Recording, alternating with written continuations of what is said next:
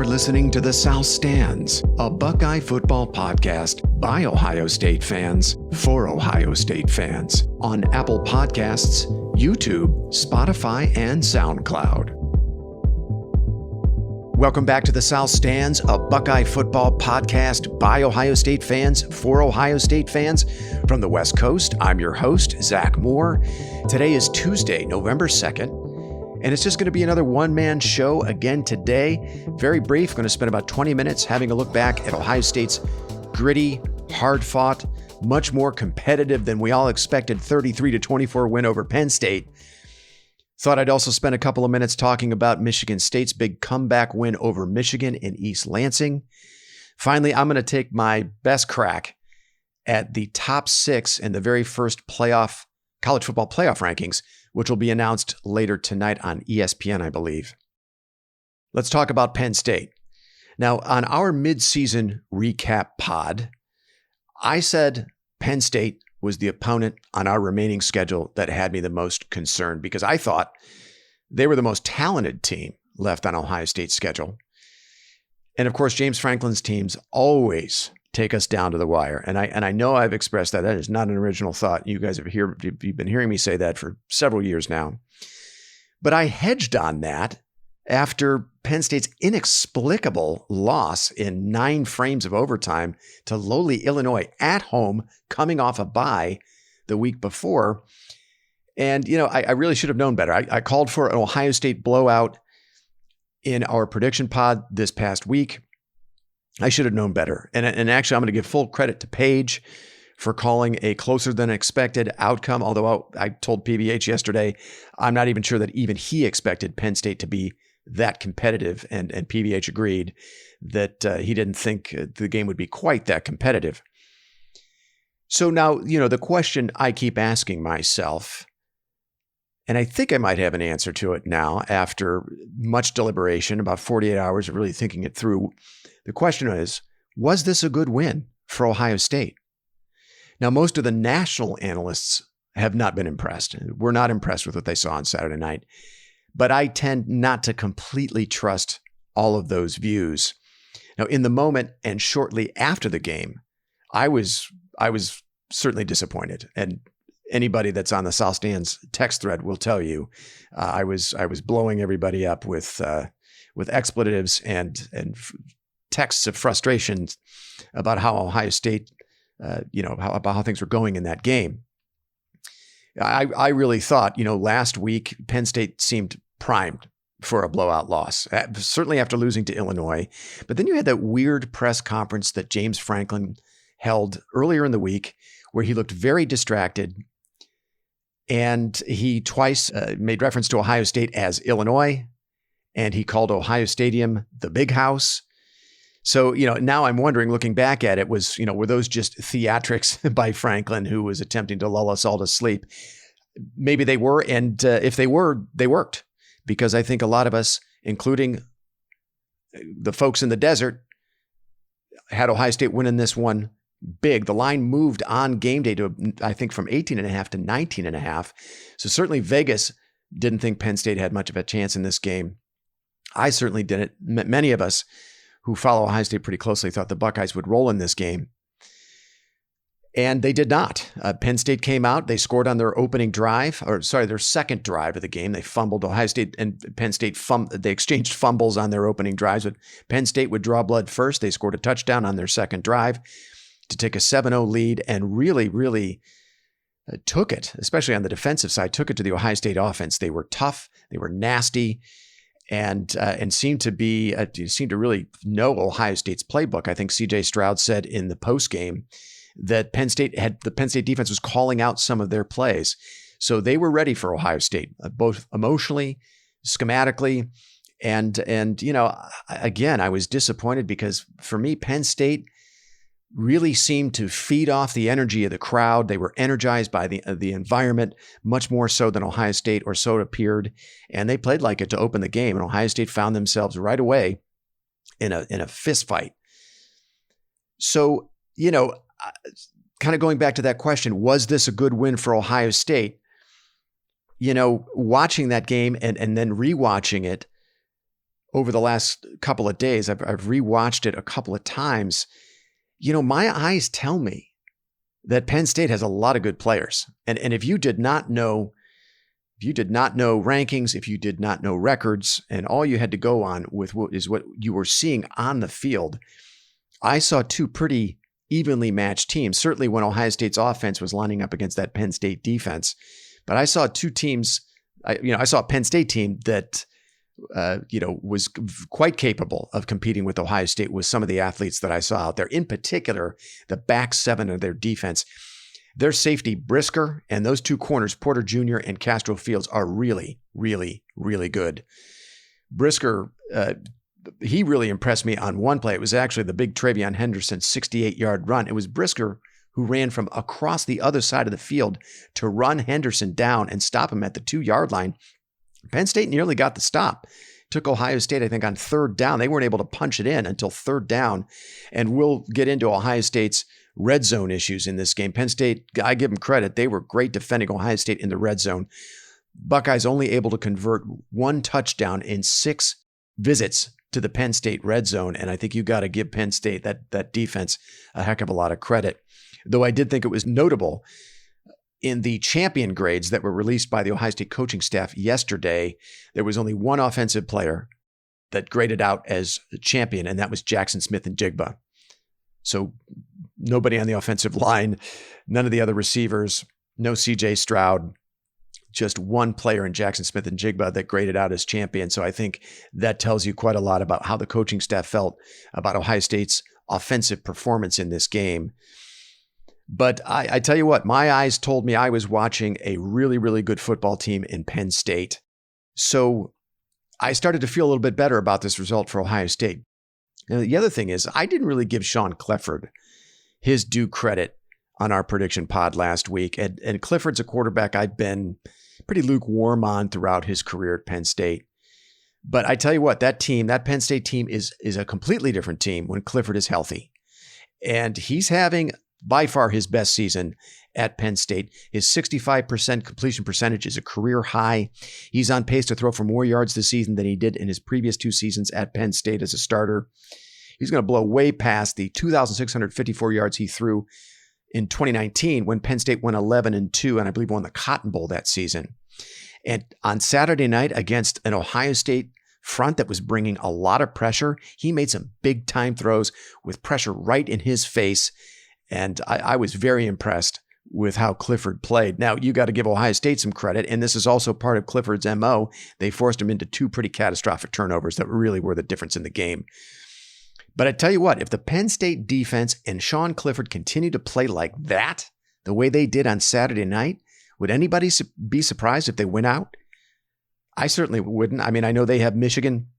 I believe that game's in Happy Valley. And then, a visit to East Lansing to play Michigan State. I know they still have those 2 opponents left on their schedule, but that Penn State team I watched on Saturday, I think can beat both Michigan and Michigan State. And by the way, I know what I'm doing here. I know what I'm doing. I'm among the worst of Ohio State fans at doing this. The Buckeyes have a disappointing outcome. They still win, but in disappointing fashion. And then what do I end up doing the entire week after, until Ohio State plays again, is I turd polish the outcome. I turd polish the result, right? And I kind of talk up the opponent. Hey, maybe they were better than we all thought, and they're better than their record. So I understand that it seems like what I'm doing, but I think what I'm telling you about Penn State here is real. The other thing is you have to look at their record prior, how they played prior to the Sean Clifford injury, and that was really the turning point in Penn State's season, both Clifford's injury and now his return to health, because to me, he looked pretty healthy against Ohio State. 2 turning points in in Penn State's season. But if you look at how Penn State played before Clifford went down, they opened with a road win at Wisconsin that is now suddenly looking like a very nice win for them, because you've got Wisconsin playing very well the last 2 weeks, blowing out both Purdue and Iowa, and now looking very much like a contender to come out of the West. In fact, I would make Wisconsin the favorite to come out of the West. I said it in last week's pod.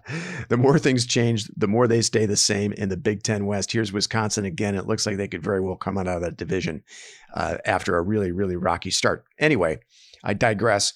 Penn State, that win in Madison against Wisconsin, now suddenly looking like a very nice win. Sean Clifford played very well for them in that game. And then they a couple weeks later, they beat a very good Auburn team, who is now ranked number 12 in the AP poll. Penn State has two very nice wins to their credit. And they gave Ohio State everything they could handle on the road in Columbus. I look at kind of the total package, a really, really good defense, a very, very good quarterback, and Sean Clifford when he's healthy, and some playmakers on the outside. They can do some things throwing the football, and they're not great running the football, but everything else, that was a good Penn State team Ohio State beat. And I know we're talking about a team that's lost their last three, but after really thinking about it, rewatching the game, I think that was a good win for Ohio State. And I'm really looking forward to seeing how the playoff committee in tonight's first rankings treats Penn State. I do think it's notable that Penn State did remain in the top 25 in both the AP and coaches poll. They only dropped 2 spots from 20 to 22 in the AP poll. And between those 2 polls, that's the one that I think, has any kind of legitimacy. So that told me something. I think the voters respect Penn State and their talent. I want to tell you what I really liked out of the performance against Penn State. First of all, C.J. Stroud. Now, I know he didn't grade out as a champion. 305 yards passing, no turnovers. Now, I know he missed Chris Olave on what should have been an easy touchdown on 4th down in the red zone. That clearly was a miss on Stroud's part. But overall, I loved his numbers. 22 of 34, 305 yards. He did throw 1 touchdown on a gorgeous throw to Chris Olave. He did exactly what he needed to do on that play. He was under pressure on that play, was unfazed by it. He stepped up in the pocket and delivered a beautiful strike in stride to Chris Olave for Ohio State's first touchdown. That was beautiful. Stroud had another amazing throw, I think, to Jeremy Ruckert that went for about 30 yards. This was on Ohio State's final scoring drive of the game. It led to really the game-sealing field goal. He hit Ruckert on a beautiful play over the middle for about 30 yards that got Ohio State ultimately into field goal range to put that game away. So I really liked what I saw out of Stroud. I am very, very comfortable with the ball in his hands in big moments. He not a lot of mistakes. He was not sacked. Now, the offensive line did not have a great game.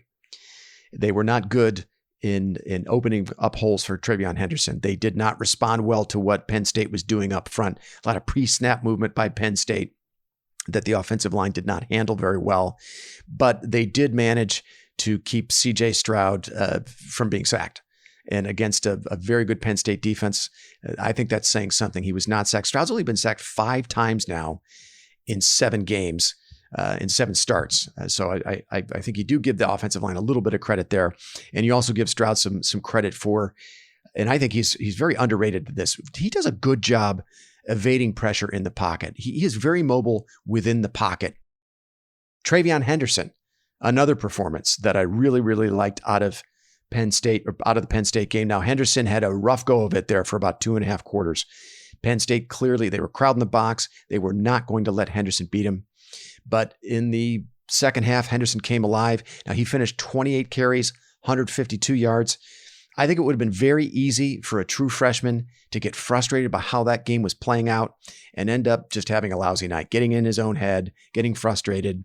That didn't happen. He stuck with it and, gave Ohio State 28 carries, 152 tough yards. He had that explosive 68-yard run that helped Ohio State, build a little cushion there. I believe that ultimately put Ohio State up 27-17.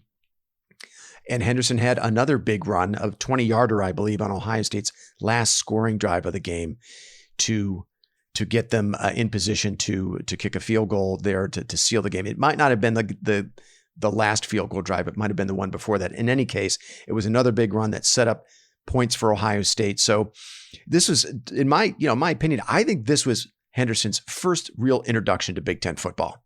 And he responded, to his credit, even though things were not going his way early on. I tell you what, it's really hard to believe that both Stroud and Henderson are as young as they are. Henderson, only a true freshman. They both play with the maturity of seniors, and they did against Penn State, and they delivered some big-time plays for Ohio State when they really, really needed them. Another part of the Ohio State performance that I really, really liked, Jackson Smith-Njigba, 6 catches for 97 yards. I mentioned earlier he was Ohio State's only offensive player to grade out as champion. His 97 yards receiving in that game now makes him second on the team in receiving yards with 648 behind Garrett Wilson. And he's now tied with Chris Olave for second on the team in receptions at 35. He's also, and this is pretty notable, averaging 2.5 more yards per reception than both Wilson and Olave. Smith-Njigba, another young player, only a true sophomore, plays with uncanny maturity. And you have to absolutely love what you're seeing out of Smith-Njigba if you're an Ohio State fan.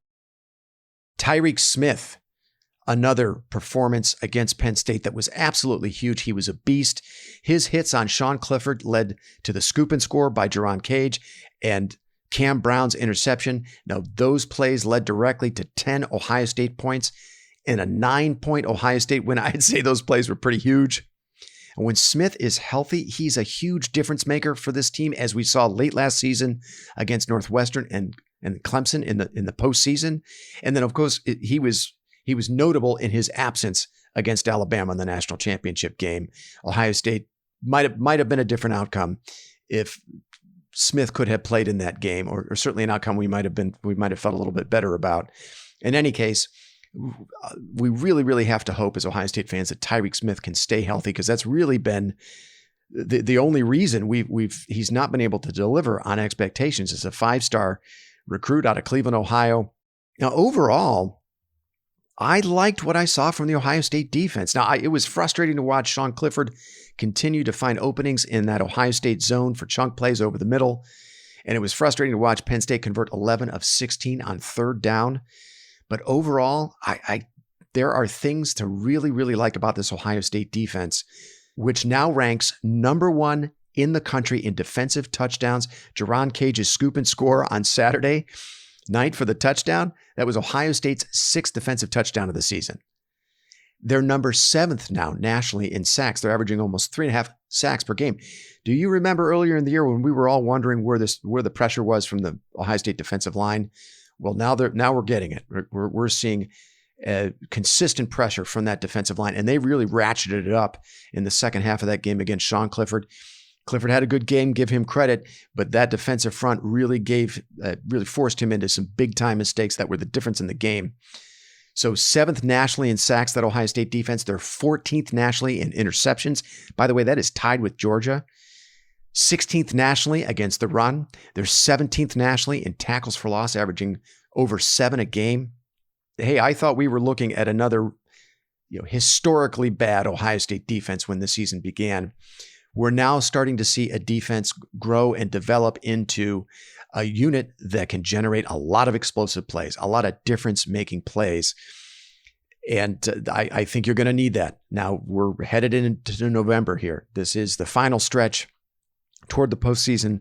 We know none of these final 4 games is going to be easy. Starting at Nebraska this coming Saturday, you got a Purdue team that can do some things coming to the shoe the following week. And then, of course, they end with the Michigan gauntlet.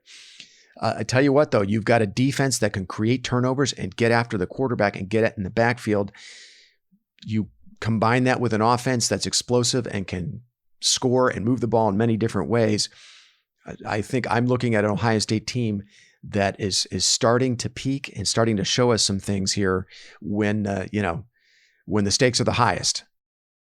It will be interesting, though, to see if our red zone issues on offense were just a blip against a Penn State defense that came into the game 3rd nationally in red zone defense. By the way, Ohio State came into the game 3rd nationally in red zone offense.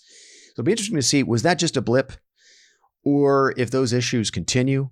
No doubt the rest of Ohio State's opponents will attempt to duplicate what Penn State did in the red zone. Now, at this stage, I'm inclined to credit a really good Penn State defense that was really exceptional on Saturday night in the red zone, than worry about a trend here for Ohio State. But it is something to keep an eye on. So, of course, there was another huge game in the Big Ten earlier in the day. That was over on Fox. That was part of their big noon kick, which was Michigan State's 37-33 comeback win over Michigan in East Lansing. This was a really, really entertaining football game. I picked Michigan in this game, and for about 2.5, 3 quarters, Michigan dominated. And if you look at the stat line, they really dominated in total yards, outgaining Michigan State 552 to 395. The Michigan defense held the Michigan State offense to 4 of 13 on third downs. Michigan held almost a 10-minute advantage in time of possession. And, Michigan held a 16-point lead late in the third quarter and seemed well on their way to a convincing win over Michigan State. And give Michigan State credit. They continued to fight, and they took advantage of some late Michigan turnovers, namely one by J.J. McCarthy that allowed them to score the go-ahead touchdown. But, look, the story of the game was Kenneth Walker III, Michigan State's star tailback. Walker III finished with 197 yards on 23 carries, 5 touchdowns. He was magnificent. He probably punched his ticket to New York as a Heisman finalist in this game. I was very impressed with Kenneth Walker III. Not a great game out of Peyton Thorne, Michigan State's quarterback. Only 196 yards passing. He threw 2 picks, did not throw a touchdown. And, also looking at Michigan State's pass defense in this game. Now, we're talking about a Michigan State program that right now ranks 127th in pass defense. They're somewhere in the 100s in total defense. This defense could not be confused with one of Mark D'Antonio's defenses when he was coaching there. And they are highly vulnerable on the back end against the pass. Cade McNamara, who's been a pedestrian, I think, at best for Michigan, a consummate game manager, not spectacular. He looked like John Elway on Saturday, finishing 28 of 44 for 383 yards, 2 touchdowns. He did have a fatal mistake, though, at the end of that game, throwing the game-sealing interception. But otherwise, McNamara really picked apart a very porous Michigan State pass defense. Credit Michigan State for, limiting the Michigan rushing attack, which, again, I still don't know how good the Michigan rushing attack is. Haskins and Corum, they get a lot of props, get a lot of accolades as, this devastating 1-2 punch in the Michigan running game. I'm still not sure how good they actually are. But Michigan State contained them. 146 total yards on the ground for Michigan, but on 34 carries, 4.3 yards per carry. But still, look, hey, bottom line is Michigan should have won this game. Harbaugh, again, in a rivalry game, in a matchup with a top 10 team, cannot get it done with a 16-point third quarter lead. That was my big takeaway. For me, it was more about Jim Harbaugh failing to live up to expectations here, failing to finally get a signature win. That, to me, was my big takeaway. And I still wonder just how good Michigan State is. One thing that was notable from that game, Jalen Naylor, their best wide receiver, was on the sideline with a cast on his hand. Now, Naylor had, up to that point, had 4 receptions for 75 yards. He had a 40-yard reception. That's not a great sign. You got a wide receiver with a cast on his hand. One wonders about his availability for the remainder of the season. If he's not available, I don't know. I think you're looking at a pretty one-dimensional Michigan State offense with Kenneth Walker III and a defense that is really, really vulnerable on the back end. We get Michigan State, Ohio State does in the shoe. I like that matchup for us. My good buddy, PVH, he thinks Michigan State is the toughest remaining opponent for Ohio State. He's much more worried about that game than any of the others left on their schedule. He might turn out to be right about that, but for me, I don't know. I think Ohio State could be a very bad matchup for Michigan State because we're talking about an Ohio State run defense that is now looking very good, much improved since the beginning of the season, and then a lethal Ohio State passing attack going up against one of the worst pass defenses in the country. I always complain about the lack of a home field advantage for Ohio State in the shoe, but that game is played in the shoe. I like Ohio State in that one, but we'll see. I'm getting ahead of myself. Still a couple more games for Ohio State to get through before they would face Michigan State. So that's my view of Michigan State and Michigan. Now, I think Michigan State's probably going to, they'll land in the top 4 in this evening's playoff rankings. I'll get to my projections there in a second, but I'm still not sure just how good they actually are. And Michigan, again, what can you say? Jim Harbaugh disappoints in another big game. And the question has to be, what is his signature moment? What has Jim Harbaugh done that's memorable as the head coach at Michigan, other than some really heartbreaking losses? All right, I've been yammering on here for about 30 minutes, so let me wrap things up here by giving you my best guess at the top 6 in the very first college football playoff rankings, which will be released tonight. So here we go. Number 1, Georgia. I don't think anybody's going to argue that. They're a no-brainer at number 1. Number 2, I know I've just said, I don't know how good Michigan State actually is. They have some big-time flaws from my point of view, but I think the committee puts them at number 2. Number 3, Oklahoma. And what you have there at number 1 through 3, Georgia, Michigan State, Oklahoma, are what I predict will be, in the eyes of the committee, the top 3 undefeated teams left out there. Georgia, Michigan State, Oklahoma, in that order, 1 through 3. At number 4, I think the committee is going to reward Oregon for what is the best win of the college football season so far, going on the road, beating the Buckeyes without their best player, Kayvon Thibodeau. I think the committee puts Oregon in there at number 4. Number 5, Alabama. Like me, I think the committee is going to give Nick Saban the benefit of the doubt. Alabama has one loss to a quality Texas A&M team on the road. It's Nick Saban. It's an Alabama program that's won 3 titles in the playoff era. I think they get the benefit of the doubt and land just outside the top 4. They're the first team out at number 5. Finally, I got Ohio State at number 6. I think Ohio State, has shown, taken huge strides defensively. Nobody's going to argue with the talent on that roster and what they can do offensively. And I think the committee is going to look favorably on the result from Saturday night. I think they're going to recognize Penn State as a legitimately good team. And I think Penn State will land in the committee's top 25. My guess, somewhere around 20 would be my guess. Ohio State gets credit for that win, but still one of the 2 teams out at number 6. Just on the outside looking in, but of course, clearly with an opportunity to move into the top 4 with, with some big games on the horizon, especially, with Michigan State. So that's my top 6: Georgia, Michigan State, Oklahoma, Oregon, Alabama, Ohio State, in that order. All right, that's going to do it for me. Thanks so much for listening. I'm going to try and wrangle the boys, PVH and Chad, a little later this week for a preview of the Nebraska game. That game's played in Lincoln. It's going to be a noon Eastern kick, if I'm not mistaken. Right now, Ohio State only a 15-point favorite in that game.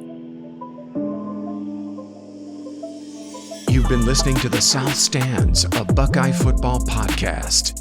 You can follow us on Twitter, Instagram, and Facebook, and visit our website at southstandsosu.com.